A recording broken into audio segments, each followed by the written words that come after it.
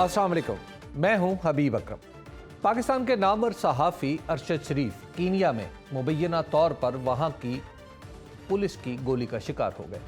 Kenya से आमदा इत्तलात के मुताबिक अरशद शरीफ को इतवार की रात सर में गोली मारकर उस वक्त कत्ल किया गया जब वो अपने ड्राइवर के साथ कीनिया के दारुल हुकूमत नैरोबी में सफ़र कर रहे थे। कीनिया पुलिस हुक्काम ने वाक़े की तस्दीक करते हुए कहा है कि पाकिस्तानी सहाफ़ी अपने ड्राइवर के साथ मगादी से नैरोबी की जानिब सफ़र कर रहे थे। पुलिस के मुताबिक उन्हें एक ऐसी कार की आमद की इत्तला मिली थी जो चोरीशुदा थी। चोरीशुदा गाड़ी को पकड़ने के लिए लगाए गए नाके पर जब वो गाड़ी पहुंची जिसमें अरशद शरीफ अपने साथी के साथ सफ़र कर रहे थे तो पुलिस ने उन्हें रोकने की कोशिश की। पुलिस के मुताबिक ड्राइवर ने रुकने की बजाय गाड़ी भगा दी। पुलिस ने इस गाड़ी का पीछा किया और इस पर फायरिंग भी की। गाड़ी पर मजमूई तौर पर 9 फायर किए गए, जिनमें से 2 या 1 अरशद शरीफ को लगे जो ड्राइवर के साथ वाली नशिस्त पर बैठे थे। पुलिस ने उनके साथ गाड़ी में मौजूद शख्स खुर्रम अहमद को उनका भाई करार दिया है।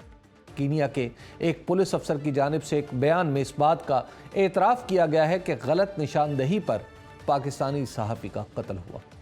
कीनिया पुलिस हुक्काम का कहना है कि इंडिपेंडेंट पुलिसिंग ओवरसाइट अथॉरिटी मामले की तहकीकात कर रही है। वज़ीर इत्तलात मरियम औरंगज़ेब ने अरशद शरीफ के घर जाकर अहले खाना से ताज़ियत का इजहार किया। मीडिया से गुफ्तगू करते हुए मरियम औरंगज़ेब का कहना था, अरशद शरीफ की मौत कीनिया में हुई। जो शख्स गाड़ी चला रहा था वो लोकल बंदा था। इब्तदाई तफ्तीश के बाद ही सारे मामलात मुकम्मल होंगे। इस अफसोसनाक वाक़े पर वज़ीर आज़म शहबाज शरीफ, सदर आरिफ अलवी, पाक फ़ौज और साबिक़ वज़ीर आज़म इमरान खान समेत दीगर अहम शख्सियात ने अफसोस का इजहार किया है, जबकि इमरान खान की तरफ से अरशद शरीफ की हलाकत पर जुडिशल तहकीकात का मुतालबा भी सामने आया है। दूसरी तरफ इस्लामाबाद हाई कोर्ट ने मारूफ सहाफ़ी और सीनियर एंकर पर्सन अरशद शरीफ के कीनिया में मुबैना कत्ल की तहकीकात के लिए दायर दरख्वास्त पर सेक्रेटरी दाखिला और सेक्रेटरी खारजा को नोटिस जारी करते हुए कल तक रिपोर्ट तलब कर ली है। याद रहे, रवां साल अप्रैल में साबिक़ वज़ीर आज़म इमरान खान के ख़िलाफ़ तहरीक अदम एतमाद की कामयाबी के बाद अरशद शरीफ ने दावा किया था कि उन्हें FIA की तरफ से हरासा किया जा रहा है, जिसके ख़िलाफ़ उन्होंने इस्लामाबाद हाई कोर्ट में एक दरख्वास्त भी दायर की थी। 8 अगस्त 2022 को एक निजी टीवी पर अरशद शरीफ के प्रोग्राम में तहरीक इंसाफ के रहनुमा शहबाज गिल ने एक मुताज़ा बयान दिया, जिसके बाद 13 अगस्त को अरशद शरीफ और शहबाज गिल समेत दीगर पर मुकदमा दर्ज हुआ। शहबाज गिल पर बगावत पर उकसाने के इल्ज़ामात आयद किए गए थे।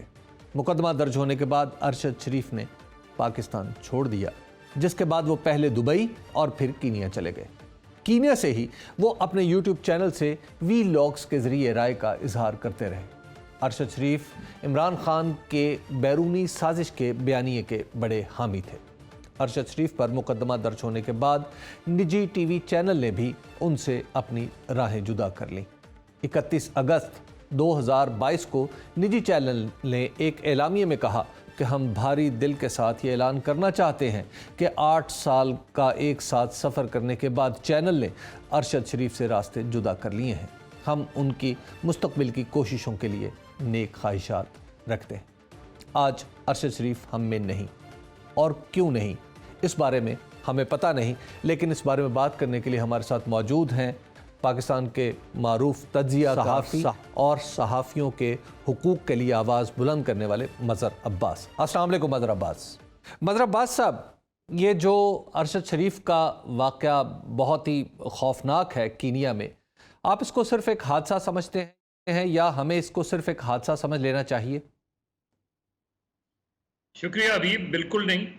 मेरा ख़्याल है कि बहुत सारे सवालात हैं, बहुत सारे डाउट्स हैं इसके ऊपर, क्योंकि एक वहाँ की पुलिस का एक वर्जन ज़रूर आया है और उस वर्जन का एहतराम अपनी जगह, लेकिन बहुत से सवालात हैं। जो तस्वीर चली है, अगर वो तस्वीर वैसी ही है जो कीनिया की पुलिस ने रिलीज़ की है अगर जी, तो वो तो कभी भी केस ऑफ मिस्टेकन आइडेंटिटी नहीं है। वो कहीं से भी इनकाउंटर नहीं लग रहा। मैंने बहुत से इनकाउंटर्स कवर किए हैं, मैंने बहुत से ऐसे इनकाउंटर्स की तहकीकाती रिपोर्ट भी पढ़ी हैं। یہ بہت سے سوالات جو ہے وہ بالکل، کیونکہ پوائنٹ بلینک طریقے سے بہت ہی قریب سے لگتا ہے کہ گولی ماری گئی ہے، اور اگر کسی کو بہت قریب سے گولی ماری گئی ہو تو یہ ہو نہیں سکتا کہ وہ کیس آف مسٹیکن آئیڈینٹی ہو. کم سے کم اس میں شکوک و شبہات بہت سے ہیں. یہ الگ بات ہے کہ اگر پولیس نے ہی مارا ہے تو کیا ان پولیس افسران کو جو اب وہ ایڈمٹ کر رہے ہیں کہ یہ کیس آف مسٹیکن آئیڈینٹی ہے، ان کو گرفتار کیا گیا، ان کے خلاف کوئی تحقیقات ہو رہی ہے، ان سے کچھ سوالات ہو رہے ہیں، کیا یہاں سے ہماری کوئی انویسٹیگیٹو ایجنسی جو ہے وہ وہاں جا رہی ہے اس انویسٹیگیشن میں، کیونکہ بہرحال ایک پاکستانی نیشنل ہے جس کو مارا گیا ہے، ملک کا ایک نامور صحافی ہے جس کو مارا گیا ہے، تو اس کی تحقیقات تو جوائنٹ ہونی چاہیے اور جوائنٹ انویسٹیگیشن ہونی چاہیے اس سلسلے میں. لیکن میرا خیال ہے کہ میں ابھی اس پہ کوئی ظاہر حتمی رائے ہم میں سے آپ میں سے کوئی نہیں دے سکتا، کیونکہ ہم ادھر موجود نہیں ہیں، ہمیں نہیں پتا کن سرکمسٹانسز میں چیزیں ہوئی ہیں. لیکن کیس کو جب بھی کسی اس طرح کا کیس ہوتا ہے، اس کی ہسٹری کو جاننے کے لیے یہ ضرور دیکھا جاتا ہے کہ اس کا پورا ایک بیک گراؤنڈ کیا ہے. عین ممکن ہے کہ کوئی اور بھی واقعات ہوں سامنے ہوں، لیکن ایک لنک نظر آتا ہے کہ ارشد شریف نیروبی میں کیوں تھا، ارشد شریف کینیا میں کیوں تھا، ارشد شریف یو اے ای میں کیوں تھا، ارشد شریف پاکستان سے کیوں گیا تھا، پاکستان سے کیا وجوہات تھیں جس کی بنا پہ ارشد شریف کو پاکستان چھوڑنا پڑا. اور مجھے یاد نہیں پڑتا اس سے پہلے کوئی بھی کسی صحافی کا بیرون ملک اس طرح کا واقعہ ہوا ہو. لیکن مظہر بھائی، آپ نہیں سمجھتے کہ پاکستان کا ایک مخصوص ماحول ہے اور اس میں انگلی اٹھانا، کسی دوسرے پہ الزام لگانا بڑا آسان ہے؟ گزشتہ دنوں آپ نے دیکھا کہ پاکستان سے باہر کچھ لوگوں کی اموات ہوئیں تو ان کا الزام بھی پاکستان کے اندر لگنا شروع ہو گیا، لیکن الٹیمیٹلی وہاں کی ایجنسیز نے کہا کہ نہیں، ایسی کوئی بات نہیں ہے. دیکھیے لیکن تحقیقات تو پھر بھی نہیں ہوئی نا. دیکھیے اس کو کسی بھی پولیس کو، کسی بھی انویسٹیگیٹو ایجنسیز کو، چاہے وہ پاکستان کے اندر ہوں یا باہر ہوں، اس پہ ایک دم ہم ان کو منوان تو تسلیم نہیں کر سکتے. کن سرکمسٹانسز میں اس کا کوئی تو کسی نے تو مارا ہوگا. اگر فرض کریں اور بھی کیسز اٹھا لیں، یہ صرف کہنا کافی نہیں ہے کہ یہ تعلق اس سے نہیں بنتا. میرے لیے تو امپورٹنٹ یہ ہے کہ یہ تعلق کسی سے بھی بنتا ہو، یہ واقعہ کیا ہے اور ایکس وائی زیڈ یہ واقعات کیا ہیں، یہ واقعات کیوں ہیں، پاکستانیوں کو اس طریقے سے کیوں بیرون ملک ان کو ٹارگٹ کیا گیا. یہ ان کی تحقیقات اس لحاظ سے تو ہونی چاہیے. ایز اے پاکستانی میرا یہ سوال تو بنتا ہے کہ چلیں جو الزام لگایا جا رہا ہے وہ نہیں ہو سکتا، عین ممکن ہے کہ وہ غلط الزامات ہوں، لیکن پھر حقیقت کیا ہے، کس نے مارا، کیا وہ گرفتار ہوئے جس نے مارا؟ نہیں ہوئے گرفتار دوسرے کیسز میں. تو ارشد شریف کا کیس ابھی میرے نقطۂ نظر سے وائڈ اوپن ہے. میرے نقطۂ نظر سے میں ایک مرتبہ انٹرنیشنل فیڈریشن آف جرنلسٹ کی ایک فیکٹ فائنڈنگ مشن کا حصہ رہا ہوں کولمبو میں. یہ 2009-10 میں بہت زیادہ اس طرح کے واقعات ہوتے تھے. اس زمانے میں سری لنکا میں آپ کو پتہ ہے تامل اور سینالیز کا ایشو بہت زیادہ تھا. بہت سے جرنلسٹ ہم سے بات کرتے ہوئے خوف زدہ ہوتے تھے، انڈر گراؤنڈ رہ کے ہم سے ٹیلی فون پہ گفتگو کرتے تھے کہ کس طریقے سے ان کی زندگیوں کو خطرہ ہے. ہمارے بھی گئے، بہت سے جرنلسٹوں کو ملک چھوڑ کے جانا پڑا، وہاں بھی وہ سچویشن رہتی تھی. تو میرا خیال ہے اس کی پراپر انویسٹیگیشن میرے نقطۂ نظر سے ہونا بہت ضروری ہے. صرف جو حکومتی سطح پہ انویسٹیگیشن ہو وہ تو ہوتی ہے، ہونی چاہیے، اس کی کیا فائنڈنگز ہیں وہ اپنی جگہ ہے، لیکن میرا خیال ہے انٹرنیشنل جرنلسٹ باڈی کو اپروچ کرنا چاہیے، انہیں کوئی فیکٹ فائنڈنگ مشن اس کا بنانا چاہیے، وہ جا کے تحقیقات کریں ان کو کس طریقے سے وہ کیا سمجھتے ہیں اس چیز کو. مظہر بھائی، آپ کہہ رہے ہیں پاکستان کی تفتیش تو ہوتی رہے گی، کیا ہم پاکستان کی تفتیش پہ ہمیں بھروسہ نہیں کرنا چاہیے اگر پاکستانی کوئی تفتیشی ٹیم جاتی ہے؟ حبیب یہاں جو پاکستانی جرنلسٹوں کے قتل ہوئے ان کی تحقیقات تو پاکستان نے کی تھی نا، اس کا کیا نتیجہ نکلا؟ کچھ بھی نہیں. حیات اللہ کی کیس کے قتل کا کیا نتیجہ نکلا؟ کوئی تحقیقاتی کمیشن بنایا گیا تھا، اس کی بیوہ کو جا کے یہ کہا گیا کہ ہم آپ کو یقین دلاتے ہیں، آپ آ کے بیان دیں، آپ کو کچھ نہیں ہوگا. وہ مار دی گئی جب اس نے بیان دیا. اس کے بعد بھی اس تحقیقاتی کمیشن کی رپورٹ کہاں گئی؟ کسی کو پتا ہے؟ میں ذاتی طور پہ میں نے رحمان ملک صاحب مرحوم جو اس وقت وزیر داخلہ تھے ان کو کہا کئی مرتبہ کہ اس کی تحقیقاتی رپورٹ ہمیں تو دکھائیں کم سے کم. چودھری نثار علی خان وزیر داخلہ تھے، ان سے میں نے کہا کہ ہمیں آپ اس کو پبلک نہیں کرنا چاہتے لیکن جرنلسٹ باڈی سے تو شیئر کریں کم سے کم اس رپورٹ کو اگر اس میں کوئی حساسیت ہے. یہی سلیم شہزاد کے کیس میں ہوا. تو پاکستانی ایجنسیز پر جو ہے میں کیسے اعتبار کروں، میں کیسے اعتماد کروں کہ ماضی میں جو مقدمات، ماضی میں جو کیسز ہوئے ہیں ان کی تحقیقات نہ شفاف ہوئیں اور جو ہوئی اس کی رپورٹ آج تک ہمیں پتہ نہیں چلی. تو میں کیسے یقین کروں کہ یہاں بھی تحقیقات جو ہوگی وہ درست ہوگی. آخر ہمارے اطمینان کے لیے حکومت کیا کر سکتی ہے؟ اور حکومت تو اس بات پہ نہ صرف دستوری طور پر پابند ہے کہ وہ پاکستانیوں کی جان و مال کی حفاظت کریں چاہے وہ غیر ملک میں ہی ہیں، تو کیا اس کے لیے اور پھر کچھ قوانین بھی ایسے ہیں جو جرنلسٹوں کی حفاظت کے لیے اسپیشلی بنائے گئے اور ساری جماعتیں، سیاسی جماعتیں ان قوانین کی تشکیل میں بڑا اپنے آپ کو سمجھتی ہیں کہ ہم نے بڑا کام کیا. تو ان قوانین کی روشنی میں کچھ کام ہو سکتا ہے اسپیشلی ارشد شریف کے کیس میں کیونکہ ایک جرنلسٹ تھا؟ دیکھیں حبیب، اس میں جو ایک نقطہ ہے جو جس کے لیے میرے شکوک و شبہات ہیں کہ آئی ڈونٹ نو کہ کس حد تک وہ، لیکن نارملی ماضی میں بھی میرا ذاتی طور پہ یہ موقف رہا ہے کہ جو قتل کا مقدمہ ہے وہ جوڈیشل کمیشن سے حل نہیں ہوتا، وہ اچھی کرمنل انویسٹیگیشن سے حل ہوتا ہے. کہ اچھی کرمنل انویسٹیگیشن ہو تو آپ کرائم کے روٹس تک پہنچ سکتے ہیں. پہلی چیز یہ کہ ان کی فیملی کیا چاہتی ہے، یہ سب سے امپورٹنٹ ہے. ان کی فیملی کی سیٹسفیکشن کے مطابق وہ انویسٹیگیشن شروع ہو، اور جو انویسٹیگیشن اپنی تو ہوتی رہتی ہے انڈیپینڈنٹ انویسٹیگیشن، وہ ارشد شریف کی کیس ہسٹری، ارشد شریف کی پوری ہسٹری کو جاننے کے لیے ضروری ہے کہ وہ کیا کیا چیزیں تھیں. وہ خود ان کا ظاہر ہے جو بھی ایک نقطہ نظر تھا، ان کے خیالات سے آپ ایگری کریں یا نہ کریں، ان کی باتوں سے آپ ایگری کریں نہ کریں، ان کی تحریر سے آپ ایگری کریں نہ کریں، لیکن کسی کو اپنے نظریات کی بنیاد پہ، کسی کو اگر ایسا ہے تو کسی کو اپنے نظریات کی بنیاد پہ، اپنے خیالات کی بنیاد پہ قتل تو نہیں کیا جا سکتا. اچھا مظہر بھائی، آپ کہہ رہے ہیں کہ ان کے نو ڈاؤٹ ان کے خیالات اور نظریات سے ہم سبھی واقف تھے، لیکن یہ بتائیے کہ کیا آپ کو لگتا ہے ایز اے ویٹران جرنلسٹ کہ انہوں نے کہیں کچھ حدود جو جرنلسٹک حدود ہیں ان کا خیال نہیں رکھا اور ان حدود کو کراس کر لیا؟ این ممکن ہے. پہلی چیز تو یہ کہ ہم حدود کسے کہتے ہیں، ہم ریڈ لائنز کس کو کہتے ہیں. ایک ریڈ لائن ہوتی ہے جو ہماری ریاست طے کرتی ہے، ایک ریڈ لائن ہوتی ہے جو میں ایز اے جرنلسٹ طے کرتا ہوں. اور وہ ریڈ لائن کیا ہوتی ہے؟ وہ ریڈ لائن یہ ہوتی ہے کہ میں فیکٹس کی تہہ تک پہنچوں، حقائق کی تہہ تک پہنچوں اور اس کو منظر عام پہ لے کر لانے کی کوشش کروں. ہاں، اس میں میری کنسرن یہ ہوتی ہے کہ اس میں کوئی نیشنل سیکیورٹی کا معاملہ نہ ہو، کوئی نیشنل انٹرسٹ کا معاملہ نہ ہو، ویزا بھی کوئی کسی اور ملک کے اس میں. لیکن اپنے ملک میں اگر میں کسی ادارے سے، کسی حکومت سے، کسی سربراہ سے، حکومتی سربراہ سے کے خلاف کوئی تحقیق کر رہا ہوں، تو اگر میری تحقیق حقائق پر مبنی ہے تو پھر میں اس کی تہہ تک پہنچنے کے لیے جہاں تک جا سکوں مجھے جانا چاہیے. لیکن چیز یہ ہے کہ جو ادارے ہیں ہمارے، جو حکومتیں ہیں، جو ریاست ہے، اس کی ریڈ لائن آپ کو ایکسیس ٹو انفارمیشن کی اجازت نہیں دیتی.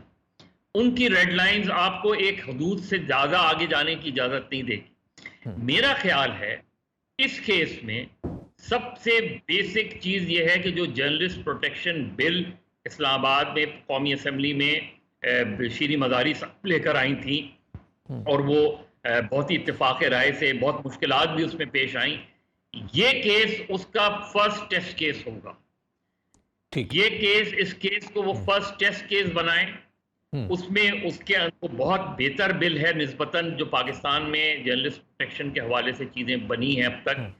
یہ جو جرنلسٹ پروٹیکشن بل ہے یہ بہت اچھا ہے. اسٹارٹ کریں، کوشش کریں کہ ہم کسی نتیجے پر پہنچیں اور چیزوں کو بہتر انداز میں، ان بائزڈ انداز میں. نہ کسی کا یہ مطمع نظر ہونا چاہیے کہ مجھے کسی ایک کو ٹارگٹ کرنا ہے، یا مجھے ارشد شریف کے قتل کی وجوہات اور اس کی پورے کیس کو پراپرلی انویسٹیگیٹ کر کے ایک انڈیپینڈنٹ امپارشل ایک انکوائری کر کے فیکٹس کو سامنے لانے کی ضرورت ہے. وہ جرنلسٹک لیول پہ ہو وہ کر لیں, وہ کسی انویسٹیگیشن ایجنسیز کے لیول پر وہ کر لیں, وہ کسی انٹرنیشنل فیکٹ فائنڈنگ مشن کے نتیجے میں چیزیں سامنے آئیں, لیکن حقائق اگر سامنے آئیں گے, کیونکہ یاد رکھیں حبیب, ایک جرنلسٹ کا قتل دوسرے صحافیوں کے لیے پیغام ہوتا ہے. آپ کہہ رہے ہیں مظہر عباس صاحب کہ ان کی فیملی کا اطمینان ہونا چاہیے تفتیش میں, لیکن کیا جرنلسٹوں کا اطمینان ضروری نہیں ہے؟ اور پاکستان کا ایک شہری ہے جو دوسرے ملک میں اس طرح قتل کر دیا گیا ہے. نہیں بالکل ہے, لیکن جب آپ انویسٹیگیشن کرتے ہیں تو اس میں یہ ہوتا ہے نا کہ انویسٹیگیشن ایجنسیز جا کے فیملی سے بھی پروب کرتی ہیں, فیملی سے بھی معلوم کرتی ہیں. اب فرض کریں اگر وہ فیملی سے جا کے اسٹیٹمنٹ ریکارڈ کرنا چاہے اور فیملی انکار کر دے تو آپ کیا کریں گے, کیسے آگے بڑھیں گے؟ جی, لہٰذا انڈیپینڈنٹ جیسے پوسٹ مارٹم کے کیسز میں ہوتا ہے کہ بہت سی فیملی نہیں الاؤ کرتی پوسٹ مارٹم, اس میں ریزسٹ کرتی ہیں, لیکن اس کے باوجود جو قانون ہے اس کے تحت تو یہ چیزیں ضروری ہوتی ہیں. تو میرے خیال میں, میرے نقطۂ نظر سے بہت بہتر ہو کہ ان کی جو وڈو ہیں ان سے بھی بات کی جائے, ان کے جو پیرنٹس ہیں ان سے بھی بات کی جائے, اور ان سے پوچھا جائے کہ آپ اس طرح کی جو وہاں کی کینیا کی پولیس نے انویسٹیگیشن کی ہے کہ آپ اس سے مطمئن ہیں, اور یا آپ چاہتے ہیں کہ اس کی کوئی انڈیپینڈنٹ اور انویسٹیگیشن ہو. تو اگر وہ یہ کہتے ہیں کہ ہم مطمئن ہیں تو وہ اپنی جگہ ہے, لیکن اس کے باوجود بھی ان کا اطمینان یا غیر مطمئن ہونا آپ کو تحقیقات سے نہیں روک, آپ تحقیقات ضرور کریں. میری جو وہ یہ ہے کہ تحقیقات آزادانہ اور خود شفاف ہونی چاہیے اور حقائق سامنے آنے چاہیے. ہمارے سامنے جمال خشوگی کی مثال موجود ہے, تمام تر فیکٹس ہونے کے باوجود آگے نہیں بڑھی. مظہر بھائی یہ بتائیے گا کہ اب تک جو حکومت کا طرز عمل ہے, جو رویہ ہے, وہ انسانی ہمدردی پر مبنی نظر آ رہا ہے؟ ہر کوئی افسوس کا اظہار کر رہا ہے حکومتی سطح پہ, اور کہا جا رہا ہے کہ اچھا جی ہم ان کی باڈی کو منگوانے کی کوشش کر رہے ہیں, ہم ان کے خاندان کا خیال رکھیں گے. ایک ہمدردی کی سطح پہ تو چیزیں ہوتی ہوئی نظر آ رہی ہیں, وہ جو ریاستی سطح پہ جو ریاکشنز ہیں کہ ہم اپنی ٹیم بھیجیں گے, ہم انویسٹیگیٹ کریں گے, ہمارے کچھ انویسٹیگیٹرز وہاں جائیں گے, وہاں جا کے دیکھیں گے کہ کیا ہوا تھا, اس طرح کی کوئی چیز نظر نہیں آ رہی. جی بالکل صحیح کہہ رہے ہیں آپ, اور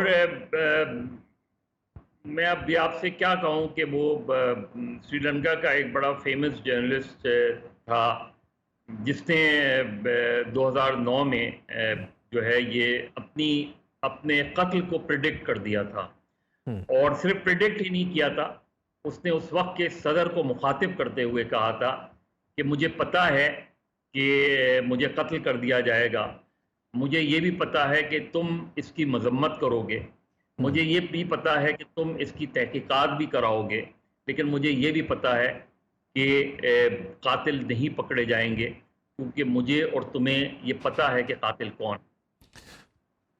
یہ کیا آپ نے تو بہت ہی خوفناک مثال دے دی. یہ بتائیے کیا ہمارے ہاں پاکستان میں بھی تو ایسے لوگ موجود نہیں جنہوں نے پہلے ویڈیوز ریکارڈ کروائی تھیں کہ مجھے مار دیا جائے گا کیونکہ میں نے فیس بک پہ یا کسی میڈیا کے پلیٹ فارم پہ کوئی مخصوص بات کی ہے, اور اس کے خاندان والے جو ہیں وہ آج صلح کرنے پر مجبور ہیں؟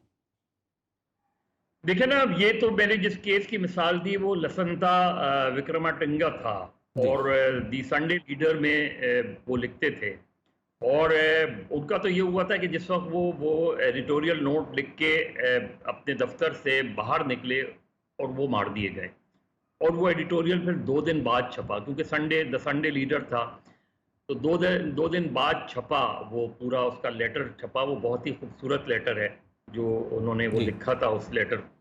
تو بہت سے کیسز ایسے ہیں کہ جس میں آپ کو تھریٹس ہوتی ہیں, بہت سی تھریٹس کو آپ اگنور کر دیتے ہیں, بہت سی تھریٹس کو آپ سیریسلی لیتے ہیں چیزوں کو, اور سیریسلی لینا چاہیے. انویسٹیگیشن کے نتیجے میں صرف شواہد کو سامنے لانا چاہیے کہ اگر آپ یہ فیئر ہے, آپ کا یہ فیئر ہے تو وہ فیئر کیوں ہے. لیکن اس سے قطع نظر میں تو کسی بھی نتیجے پہ پہنچے بغیر میں صرف یہ چاہوں گا کہ حکومت اس سلسلے میں ہمدردی نہ کرے. ہمدردی بیانات ضرور ہوتے ہیں، ظاہر ہے ایک کنڈولنس ہوتی ہے، وہ اپنی جگہ ہے، لیکن ریاست کی اور حکومت کی ذمہ داری یہ ہے کہ قاتلوں تک پہنچا جائے. اگر وہ کینیا کی پولیس کی غلطی ہے تو ان پولیس افسران کے خلاف کارروائی ہونی چاہیے، اور اگر یہ کیس آف مسٹیکن آئیڈینٹی نہیں ہے اور یہ کیس ٹارگٹ ہے تب بھی اس تک پہنچنے کی ضرورت ہے. لیکن ظاہر ہے ایک قتل جو ہے وہ بیرون ملک ہوا ہے، ان کی گورنمنٹ کی اپروول، ان کی گورنمنٹ کے ساتھ جو ہے بات کرنا بہت ضروری ہے. تو صرف اس کی باڈی کو یہاں لانا ہی کافی نہیں ہے، لیکن میرے نقطۂ نظر سے وہ تو ظاہر ایک رسم ہے اور ایک ظاہر ضروری وہ ہیں، وہ تو کرنا ہی چاہیے، لیکن اس کی تہ تک پہنچنا بہت ضروری ہے.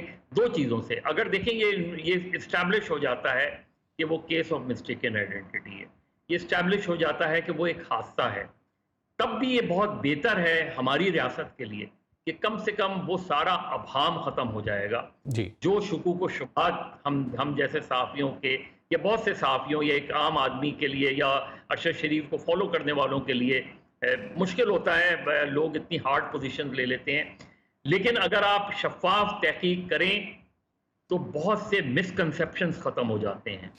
بہت سی ایسی چیزیں آپ کے ذہن سے پھر آپ کسی نہ کسی وقت سوچتے ہیں کہ ہاں شاید یہ بات درست ہی ہو سکتی ہے. تو اس لیے سب کے اطمینان کے لیے یہ بہت ضروری ہے، اور یہ حکومت پاکستان اور ریاست پاکستان کی سب سے زیادہ ذمہ داری ہے، کیونکہ انگلیاں انہی کی طرف اٹھ جاتی ہیں بعض اوقات کہ وہ اس چیز کو شفافیت کو یقینی بنائیں. بہت شکریہ مظہر بھائی، آپ گفتگو فرما رہے تھے اور آپ نے جو سب سے اہم بات کی وہ یہ ہے کہ ایک جو مجھے لگتا ہے وہ یہ ہے کہ ایک جرنلسٹ کی موت دراصل باقی جرنلسٹوں کے لیے پیغام ہوتی ہے.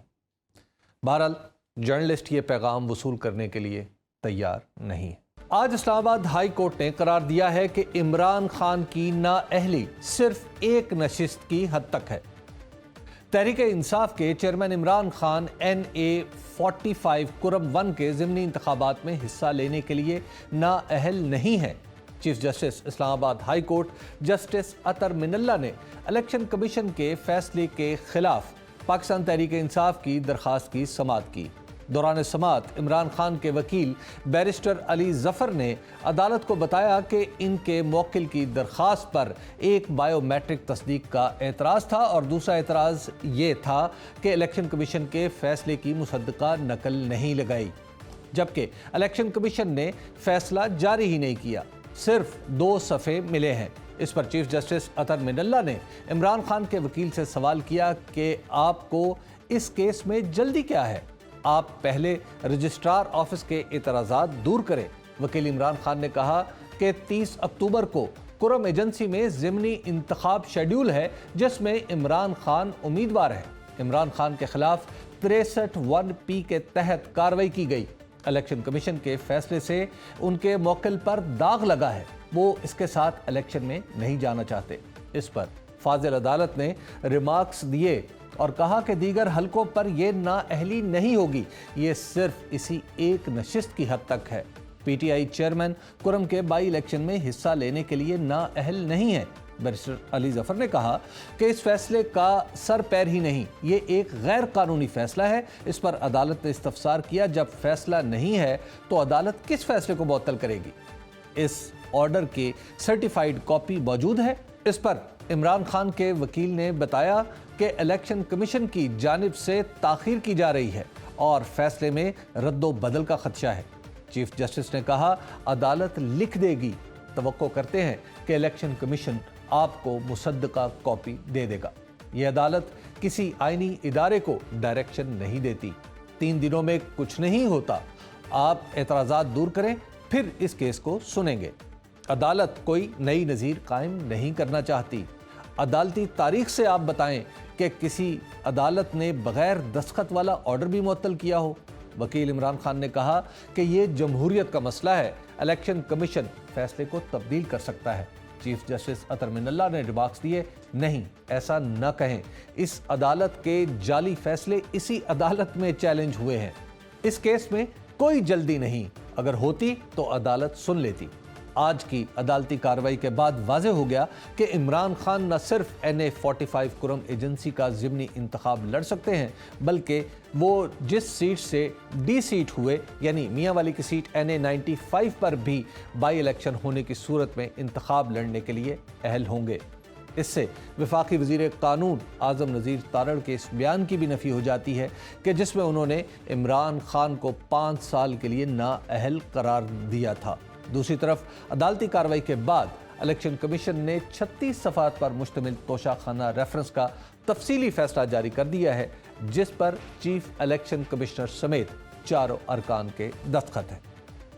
आज की इस अदालती डेवलपमेंट पर बात करने के लिए हमारे साथ मौजूद हैं फवाद चौधरी साहब। फवाद चौधरी साहब सिर्फ वफाकी वज़ीर इत्तलात रहे हैं, बल्कि पाकिस्तान तहरीक इंसाफ के नफ्से नातका भी हैं। जनाब फवाद चौधरी साहब, आज जो इस्लामाबाद हाई कोर्ट में जो रिमार्क्स आए उसमें फैसले की एक नई तशरीह भी सामने आई, और वो तशरीह ये है कि जो इमरान खान साहब हैं वो सिर्फ एक सीट के लिए एक वक्त के लिए नाअहल हुए हैं। वो कुरम का इलेक्शन जो 30 तारीख को है वो लड़ सकते हैं। तो क्या हम इसको अब समझें कि ये फैसला ही ये है? देखिए, जो आर्टिकल 63(1)(p जिसके तहत ये फैसला सुनाया गया है उसमें तो वाज़ेह तौर पे लिखा हुआ है ना कि वो एक ही सीट के लिए डी सीट का होगा जी। और जो एक्चुअली ये जो इलेक्शन कमीशन है ये बायस तो है ही है। इनका दूसरा बड़ा मसला ये है कि ये नालायक बहुत है। इन्होंने जो शुरू में डिस्क्वालिफिकेशन का वर्ड यूज करके जो सारे मीडिया को और उसको कंफ्यूज कर दिया और उसकी वजह से ये सारा तासुर पैदा हुआ, वरना वो तासुर तो बिल्कुल वाज़ेह है, उस फैसले में कुछ इशू नहीं है। ठीक है। अच्छा फवाद चौधरी साहब, अब ऐसा फिर यानी इस फैसले को देख के तो फिर ऐसा लगता है कि अब अदालत इत्मीनान से फैसला करे ना भी करे तो भी आपको कोई सियासी तौर पर कोई बड़ा नुकसान नहीं पहुंच सकेगा, क्योंकि इमरान खान साहब की अहलियत तो बरकरार है। सियासी तौर पर देखिए ना, इमरान खान जैसे आदमी को डिस्क्वालीफाई करना इस बात के ऊपर कि उन्होंने कोई 5.7 मिलियन की चीज़ें जो हैं वो पैसे डिक्लेयर नहीं किए या कुछ नहीं किया जी, वो वैसे ही नाकाबिल कबूल है। असल में तो ये जो केस है या ये जो चीज़ें तोशाखाना ये जगह ना, ये शुरू कहाँ से हुए थे? इन्होंने कहा कि जी पता नहीं कितने करोड़ रुपए या अरबों रुपए के इन्होंने हीरे ले लिए हैं, जवाहरात ले लिए हैं। फिर उसके बाद इन्होंने जमीनों के केसेस बनाने की कोशिश की, वो नहीं बने। फिर इसके बाद इन्होंने और इस तरह के इल्जाम जो हैं वो लेके आए। फिर आखिर में जो इल्जाम लगाया वो ये कहा कि ये मिनरल वाटर की बॉटल्स उठा के ले गए। और अब ये जो इलेक्शन कमीशन में ये लेके आए हैं कि जी इन्होंने देखिए अपनी घड़ी बेची थी, उसके पैसे डिक्लेयर नहीं किए। अब ये एक तरफ इमरान खान जैसे शख्स के ऊपर इस तरह के इल्जामात, घटिया इल्जामात लगा रहे हैं और खुद अपनी हालत ये है कि उनके कागज भी कुछ इसी तरह बता रहे हैं फवाद चौधरी साहब। वो इलेक्शन कमीशन ने अपने फैसले में कहा है कि जितने का सामान खरीदा गया है एक वक्त में उतना पैसा इनके अकाउंट में मौजूद नहीं था, नहीं जो जमा नहीं कराया गया जी था ना, वो जी बिल्कुल। अगर आपको याद हो तो मैंने जब ये इन्होंने ये किया कि जब फैसला महफूज कर लिया तो उसके बाद इन्होंने स्टेट बैंक से लिखा कि जी हमें आप बताएं कि पैसे कितने आए। मैंने उस वक्त ये कहा था कि ये वैसे ही इलीगल है कि जब एक बार फैसला महफूज हो जाता है तब आप नई एविडेंस नहीं बुला सकते। अब ये देखें इसमें क्या है, इन्होंने अपना वो किया स्टेट बैंक से जब फिगर्स मंगवाई हैं तो हमसे पूछा ही नहीं है कि ये पैसे क्यों कम है।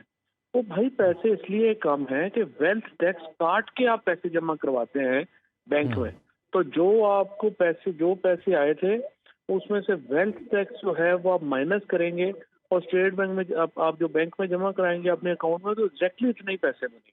अच्छा। तो इसलिए ये तो बिल्कुल ही अहमकाना किस्म की इनकी प्रोसीडिंग्स हैं जिसका ना सार है ना पैर। लेकिन आप कहते हैं कि इलेक्शन कमीशन हमारे खिलाफ। इलेक्शन कमीशन के चेयरमैन सब यानी चीफ इलेक्शन कमिश्नर समेत 4 अरकान ने भी इस पर दस्तखत किए हैं, गोया ये मुत्तफ़िक़ अलैह फैसला है। क्या कोई भी एक ऐसा शख्स नहीं था जो इतने ज़ाहिर और बाहिर निकात को समझ सकता जैसे आप बता रहे हैं? तो अब इलेक्शन कमीशन है कौन सा? देखिए इनमें से जो 3 मेंबरान हैं उनके खिलाफ सुप्रीम जुडिशल काउंसिल में हमने रेफरेंस फाइल किया हुआ है। जो सिंध का मेंबर है वो सिंध हुकूमत से पैसे ले रहा है, डबल पे ले रहा है, हमने कहा जी ये देखें, ये सिंध हुकूमत से पैसे ले रहा है, जो शख्स वहाँ से पैसे ले रहा है वो कैसे इलेक्शन कमीशन का मेंबर हो सकता है? जो बलूचिस्तान वाला है वो वैसे क्वालिफाई नहीं करता। और जो पंजाब और केपी वाले हैं वो किसने लगाए? वो राजा रियाज ने और उन्होंने मिलकर लगाए। तो मुझे बताएं आप ऐसे इलेक्शन कमीशन से हम क्या तवक्को करें? जो कल भी मैंने प्रेस कॉन्फ्रेंस की थी और मैंने ये कहा था कि देखें, एक तरफ सुप्रीम जुडिशल काउंसिल में हमारे रेफरेंसेस पेंडिंग है इनके पास, आप जज साहिबान उसका फैसला कर नहीं रहे और हमें रोज इनके पास भेज देते हैं कि आप अपने केसेस का फैसला इनसे करवाएं। ये तो ना करें फिर। वो नोबडी कैन बी अ जज इन हिज ओन कॉज का प्रिंसिपल किधर गया है पाकिस्तान में? या आप हमारे फैसला करें, आप कहें जी ये जो आपने इल्जाम लगाए हैं ये बिल्कुल गलत है, आप रेफरेंसेस हमारे बाहर फेंक दें। अब वो रेफरेंसेस हमारे पेंडिंग हैं, इनके खिलाफ हम जो है वो उसमें है सुप्रीम जुडिशल काउंसिल में है, हमें रोज इन्हीं के पास भेज दिया जाता है। तो फवाद चौधरी साहब, अगर आपकी डिमांड के मुताबिक आज इलेक्शन का ऐलान कर दिया जाए तो फिर यही इलेक्शन कमीशन होगा ना जिससे आपको वास्ता पड़ेगा, फिर आप इलेक्शन के फैसले भी इसी के पास लेके जाएंगे? देखिए, वो हमने पहले भी ये बात कही है ना, इलेक्शन की हमारी डिमांड खाली नहीं है, हम फ्री एंड फेयर इलेक्शन चाहते हैं। फ्री एंड फेयर इलेक्शन इस इलेक्शन कमीशन के होते हुए कैसे होंगे? इसीलिए हमने हुकूमत को ये कहा है कि जी आप आए हमारे साथ गुफ्तगू करें और एक फ्री एंड फेयर इलेक्शन के लिए जो है हम आगे बढ़े।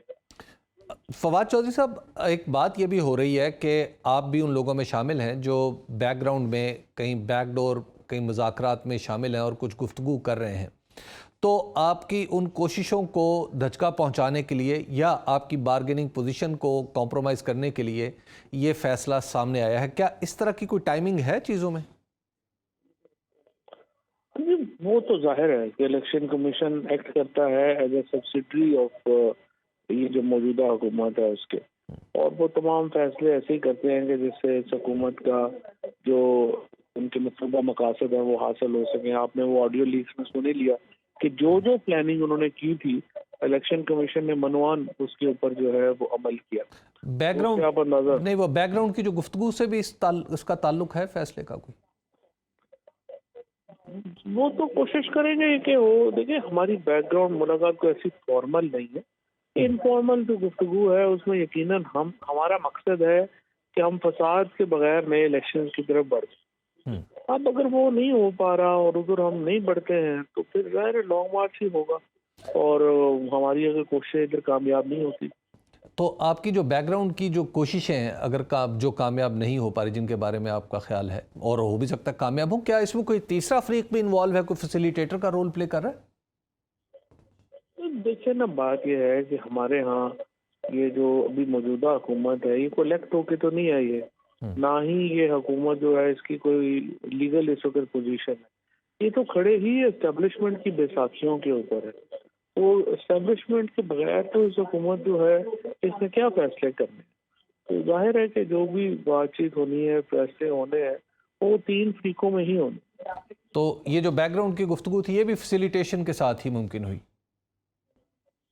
ये तो ऐसे फॉर्मल मुलाकात, फॉर्मल गुफ्तगू नहीं है। ठीक, बहुत शुक्रिया फवाद चौधरी साहब, आप हमारे साथ मौजूद थे। नाजिम जोखियों का नाम आपने सुना होगा, अगर आपको याद नहीं तो याद दिलाने के लिए अर्ज है कि 26 बरस के नाजिम जोखियों को 3 नवंबर 2021 को कत्ल कर दिया गया था। उसका कसूर ये था कि उसने कुछ दिन पहले तिलोर का शिकार करते हुए चंद गैर मुल्कियों की वीडियो बनाकर सोशल मीडिया पर डाल दी थी। इस वीडियो पर मलीर कराची से पीपुल्स पार्टी के टिकट पर मुंतखब होने वाले रुकने कौमी असम्बली जाम अब्दुल करीम और उनके भाई रुकने सिंध असम्बली जाम उवैस को रंज था। रोजनामा डॉन के मुताबिक नाजिम और उसके भाई अफजल जोखियों को जाम उवैस ने अपने फार्म हाउस में तलब किया और नाजिम को वहीं रोककर अफजल को वापस जाने का हुक्म दिया। कुछ घंटों बाद अफजल को दोबारा बुलाकर नाजिम जोखियों की लाश उसके हवाले कर दी गई। नाजिम वो शख्स था जिसने अपने मरने से पहले बाकायदा वीडियो बयान में कहा कि उसे कत्ल कर दिया जाएगा और अपने कातलों के नाम भी बता दिए। उसके मरने के बाद मीडिया में शोर उठा तो जाम उवैस और उनके भाई के खिलाफ मुकदमा दर्ज हुआ। उनके एमएनए भाई मुल्क से बाहर तशरीफ ले गए और उस वक्त वापस आए जब इमरान खान के खिलाफ अदम एतमाद में उनके वोट की ज़रूरत पड़ी। जाम उवैस जेल गए जहां उन्हें बेहतर क्लास भी मिल गई। फिर मकतूल के भाई अफजल जोखियों ने मुअज़्ज़ज़ रुकने असम्बली के खिलाफ इल्ज़ामात वापस ले लिए। नाजिम की बेवा ने कानूनी जंग जारी रखी और आखिरकार थक गई। इसी साल सितंबर में नाजिम के सभी वारसों यानी उसकी वालदा, बेवा, भाई और बच्चों ने बिला जबरो इकराह उसका खून माफ़ कर दिया। अदालत ने कानून के मुताबिक हुक्म दिया कि सभी वर्सा शनाख्ती कार्ड नंबरों के साथ अपना बयान दाखिल करें। आखिरकार नाजिम जोखियों के एक वारिस यानी उसके भाई अफजल जोखियों का राजीनामा उसके शनाख्ती कार्ड नंबर समेत सामने आ गया। 2 दिन पहले के तहरीर शुदा इस राजीनामे के मुताबिक अफजल को क़िसास चाहिए न दियत। उसने सबको माफ़ कर दिया, बिल्कुल उसी तरह जैसे चंद दिन पहले शाहरुख जतोई को मकतूल शाहजेब के वारसों की तरफ से माफ़ कर दिए जाने के बाद सुप्रीम कोर्ट से रिहाई मिल गई थी। मुझे दीजिए इजाज़त, अल्लाह ने के बाद।